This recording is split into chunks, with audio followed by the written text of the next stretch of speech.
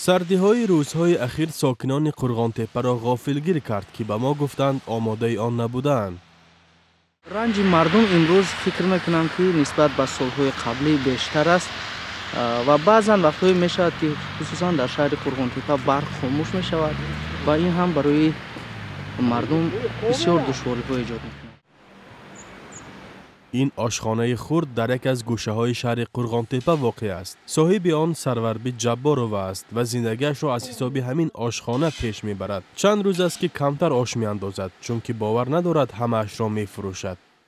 ما همی شکر ما خودمون فکر کردیم که همی ای سردی ای خنکی قبر بردست همی کلینتون می اومده باشند همی اومده باشند. میزهای آشخانه منتظر میزاج هستند. سروربی را فقط یک چیز تسکین میبخشد که خانه‌اش گرم است. ما هزم داریم خیلی تپر داریم. پیچکه دارم میکنیم. باخری توی سویتینا میشه آخر.